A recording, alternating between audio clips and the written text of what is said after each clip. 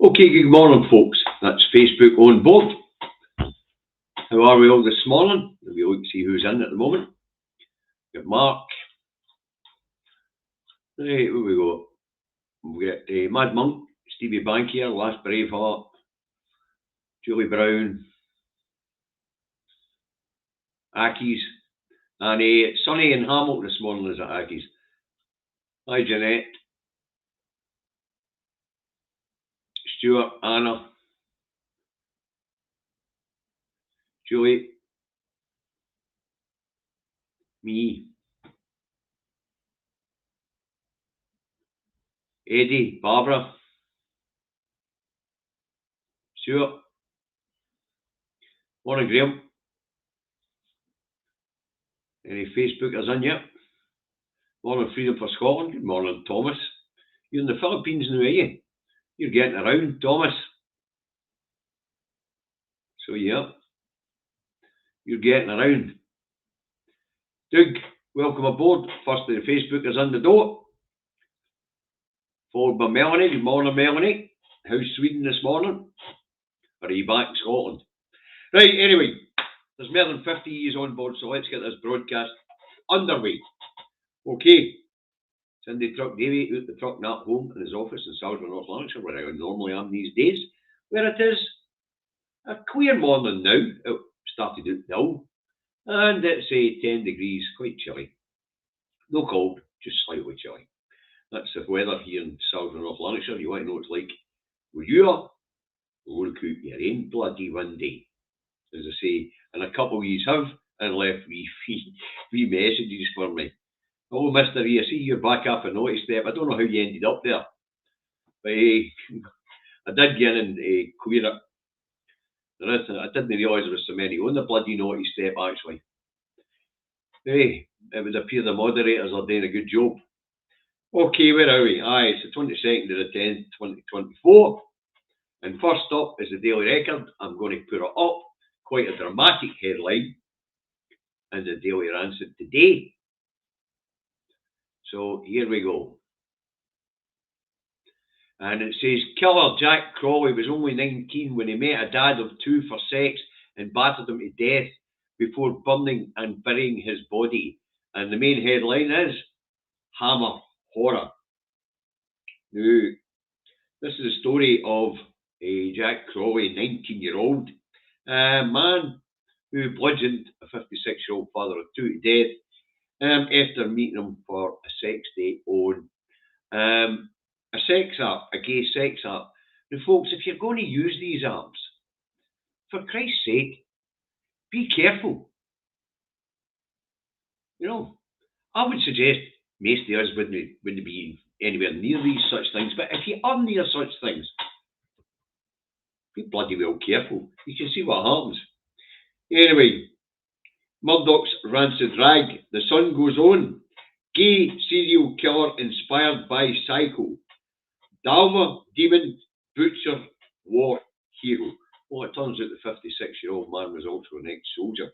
Right, anyway, the Sun reckons that Jack Crawley, who murdered 56-year-old Peter Taylor, did it because he was inspired by gay serial killer Jeffrey Dahmer. I wonder how they made that link. Gay dating up. Anyway, let's move on. The Scotsman goes on. Ministers urged to end threat of national school strike. An anonymous source tells us. Now, apparently this anonymous source is somebody at a branch office of Unison. Now, as we know, folks, the strikes are settled everywhere except for Perth and Kinross. Now, they're talking about Unison, talking about pulling members out right across Scotland to cause further disruption. I've got a wee bit of news flash for people up there in Perth and Kinross, and Shona Robertson said the same thing. There is nothing left in the kitty for this year. That's why everybody else has accepted this year's round of pay settlements, including Unison in other parts of Scotland and in other council areas. So if you're a Unison member in Perth, you're being had. You're being used as a political pawn and Labour's sick game at causing disruption here in Scotland. All that's happening, Unison members in Perth, is you're getting fucking poorer and your children and grandchildren are missing out on their fucking education. You need to get a grip of these people. They're not there to use you as a political pawn. You're there. They're there to negotiate on your behalf as a group. That's not what they're doing. What they're doing is they're using you, making you fucking poorer, and your children's education is suffering. And your grandchildren's education. Because you all live in the bloody area.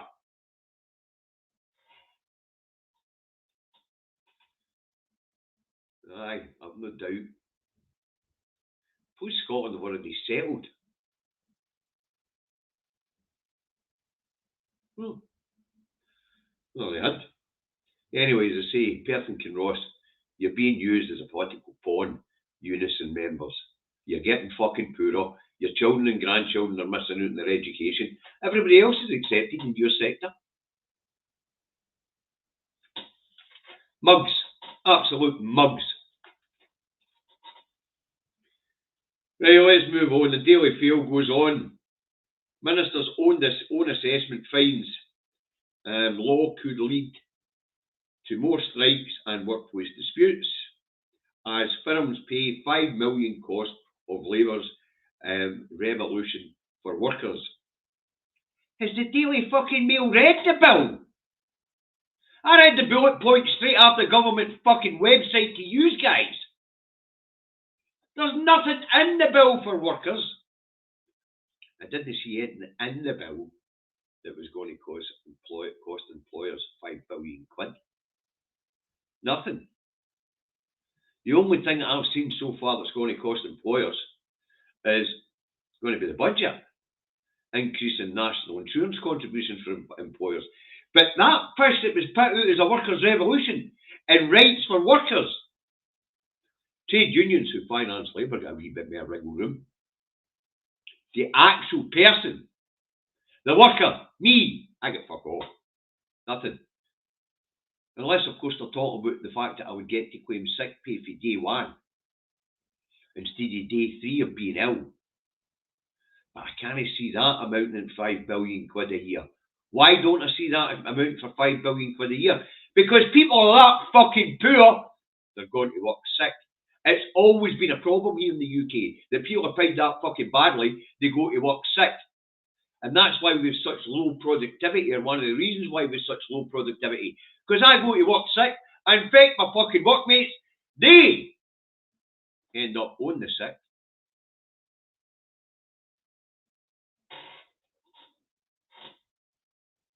Because I was too poor to go to take the time off to get better. So, whereas I've went to work sick, I could see 4 or 5 in my factory off who can afford to be sick. Yeah, fucking nuts. But I don't know where this £5 billion cost coming from. I read this in the Financial Times and all, but nobody seems to be giving an explanation of the £5 billion cost. As I say, it would appear the Fail haven't read the fucking bill. And it would appear the Financial Times hasn't read it either. Right, the Metro goes on. Workers' tax woe. Warning. Now, this story is an absolute falsehood. In fact, I think I've got it to put up. Let's have a look. And if I haven't, I'm going to go and get it. Yeah, I'm going to go and get it. Because this one's worth it. And I mean that. This one is worth it.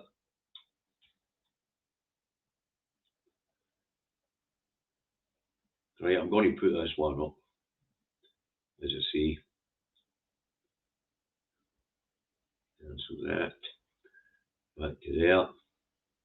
And that should be the Metro. I'm going to put it up. Now, I'm going to increase the size of it and all.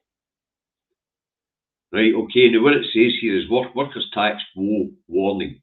And Swinney refuses to rule out raising bill for some Scots with another income tax threshold freeze. Did you get that, folks? Swinney refuses to rule out raising bill for some Scots with another income threshold freeze. Anybody spot the problem there? Anybody want to stick in the comments what's wrong with this fucking story on the front page of the Metro?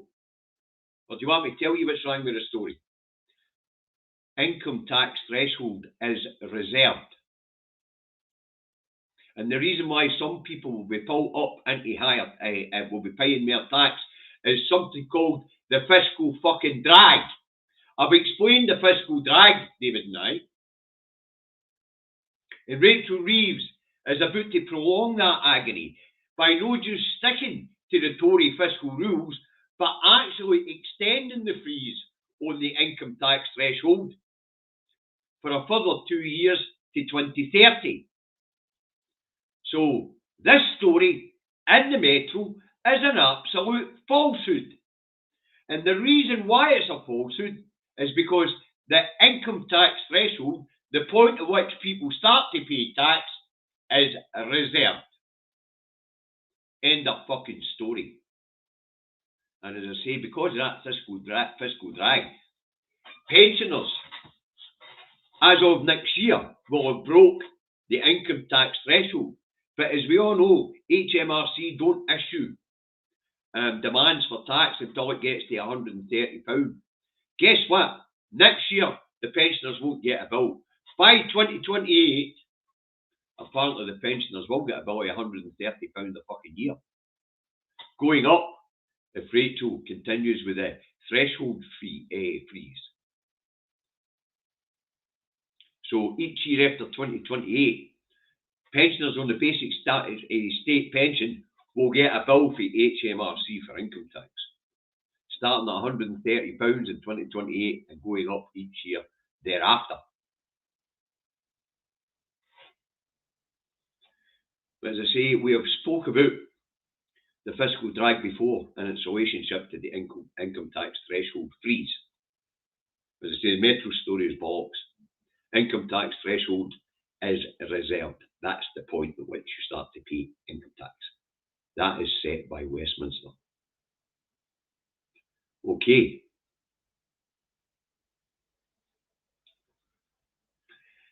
So, the Metro puts out a falsehood right across Scotland. And I think that's the one that's like on trains and buses and things like that. So, actually, that's even worse. Because it's free and many of the public will pick it up and actually believe that falsehood. It's time something was done about the fucking press in these islands. To absolutely try and mislead a whole nation like that when income tax thresholds are reserved. Well, the income tax threshold is reserved. That is outrageous. Absolutely outrageous, folks. Got my blood boiling this morning on that one. Right, the eye has. I think I might have the ILC. Did I put the eye up?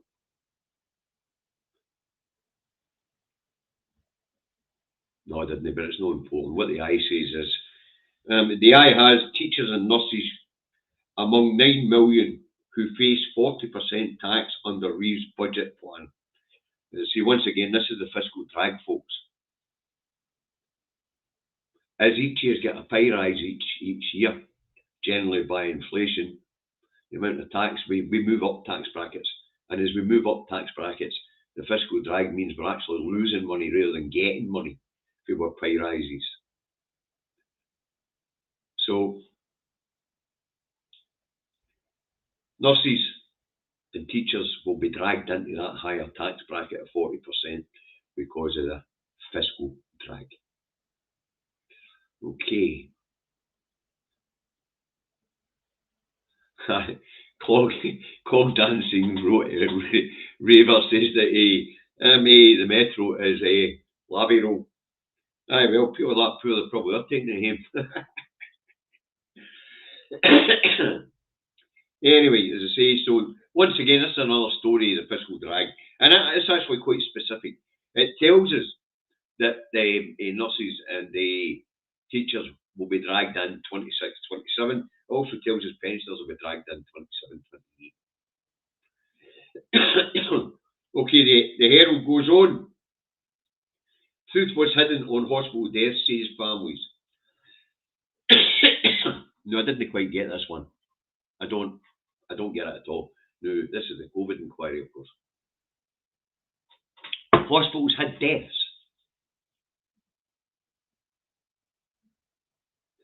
You can't hide the death. You can try and hide the cause. No matter what inquiry it is, whether it's a Glasgow Hospital inquiry or whatever, you can't hide the death. You can maybe try and hide the cause, but you can't hide the death. The death's got to be registered, the body's got to be returned to the family. So whatever inquiry, if this sort of thing comes up, had deaths from families, you can't hide the death. You can try and hide the cause of death. You can't hide the death. Right. I don't know whether that's a bad use of language or whether it's just fucking bollocks for the Herald.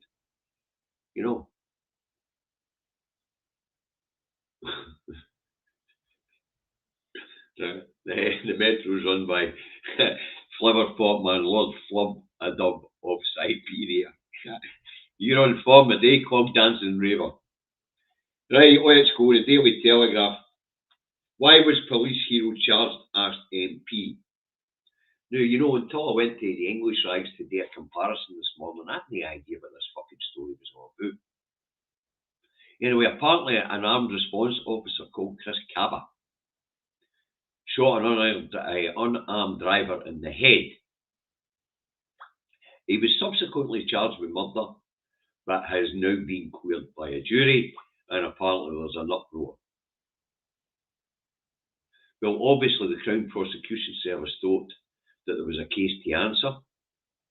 The fella's in due process, and he's come out the other side found innocent. That's how it's supposed to work. So why there's an outrage, I have no idea. Man, but it does clog up column inches. But I am going to put the Telegraph up because there is a couple of interesting wee bits in it as well. So, Telegraph, where are we? No Times here in Scotland this morning, no Express here in Scotland this morning, and no Star here in Scotland this morning, I'm afraid. But we'll stick the Telegraph up, so here we go. Got a couple of interesting things in the Telegraph, let's make it a wee bit bigger. Swinney told on support for assisted dying is the second headline. Picture of the Aboriginal woman in the Australian Parliament. We'll get to that. But Swinney told on support for assisted dying.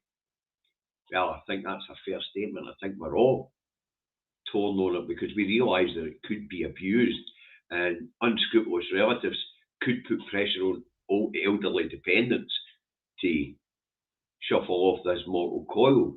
So there is, of course, pitfalls in it. But we all tend to look at the bigger picture and the misery that it would save some people from going through in the very last stages of their life. But they say, so Swinney, a torn on support for assisted dying. That we can understand as a headline. Criminals could serve their time at home under court shake-up. I'm not sure about that. No, I don't think so. Maybe for minor crimes you would get tagged and serve your time in the community. But nah, I can't see somebody that's been charged with assault getting banged up in their houses with a tag on. A serious assault, that is. I don't see it myself.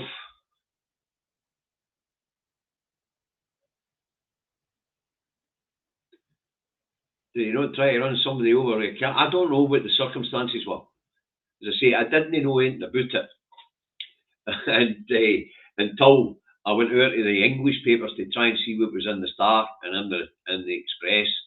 I mean, I normally look at the English papers because they've always got the Financial Times up and the Guardian, things that we never get in the Scottish paper reviews. So always check the base sets of papers, and if there's something that's radically different in the headlines, then I'll put them up, and compare them. But as I say, But no Times, no Express, and no Star, they're pretty upset. You know, especially when there's no fucking Star and no rag the Express. And the Times, well, normally the Times sort of mirrors what the Telegraph's go to anyway, so that's no biggie, you know. By the way, the Financial Times runs on a £5 billion fucking thing this morning on offer workers' rights. Right. They say the Chris Cabba story, I didn't know anything about it. You know me, I'm not interested in crime stories. I will have a wee look if I have to, but it's not my thing. Right, and the National, which is the last one, the Scottish paper review today, so it's quite a short one. I'll put the National up because the National echoes at least 50% more of the people of Scotland's sentiment as well, so I'll put it up. And there we go, the National, give us our land back. Indigenous Australian senator makes waves in King Charles protest. And furious BBC makes fucking Cokehead Gove a presenter on new TV show. And industry body representing firms arming Israel ramp up lobbying. So I guess they're making not enough money. They're wanting to put pressure on government to let them sell their arms to Israel. The world's gone fucking mad. But anyway, I thought I'd put this one up. Give us our land back. Aye, I know the feeling. Give us our land back. So that's what we'll go in the paper review today, folks. As I say, I hope you found it interesting, informative. The one that really scunnered me today, was a Metro, because it's a free paper and it goes out right across the UK, but in Scotland, right across the rail network, the bus network. The Metro's given out free. And that headline is a blatant lie. A blatant lie. Swinney doesn't set the tax threshold. It's set at Westminster. And then we get to play with the tax bands after that. But we do not get to set the threshold here in Scotland. So Swinney's no stiffing mere Scots. Unless we get a budget, he's wanting to put the income tax up by a penny or so again. And you know my attitude in this. Tax is really important. And if the Scottish Government want to tax me an extra couple of pence in the pound, I can afford it. Can't say everybody in Scotland can, but because those in the base rate pay less tax in Scotland than what they do in the rest of the UK, then don't tax those in the lowest earners. Tax me! Tax my bracket. Tax the brackets above me. I can afford it, John Swinney. And I understand the link between tax and services. So John, you want to hit me? Hit me up, man. I'm good for a few more pence in the pound. That's my attitude to tax, folks. I understand the link between tax and services. I understand that what I pay makes sure that wee Mrs. McGlumfer on the corner gets a free prescription. The wee Johnny gets his free eye test and glasses. The wee Maggie gets a free dental. The schools, the libraries, all tax. Almost everything. Tax. NHS. So John, you want to tax people? Leave those in the least alone. Tax me. Tax my brothers. And tax anybody else who's above that lowest wage bracket. I don't care, I can get up in a couple of cups of coffee a week. I can get up 4 or 5 cans, 10 cans of beer a week. Be good for my health. And of course the extra tax I'm paying will be good for everybody else's fucking health. So John, hit me up. Hit me and people in my wage bracket, and I'm not going to mention where it is over there, but hit me and the people in my wage bracket hit us up. We can afford it. We can definitely afford it. So, folks, you need to understand the link between taxation and services. You know, you really do. That's it for a day. We'll be back tomorrow to get angry at the shite and the rags again. But when it comes to the Metro, folks, you run across anybody talking about that headline, the Metro, put them straight. Put them straight. Scotland doesn't start, it doesn't set the income tax threshold. That's set in Westminster. And Labour is about to continue the Tory fiscal rules for another 2 years when it comes to income tax thresholds. So shitloads more people are going to be dragged into tax, including Granny on the basic state pension by 2028. You guys have a nice day. See you all tomorrow, same time.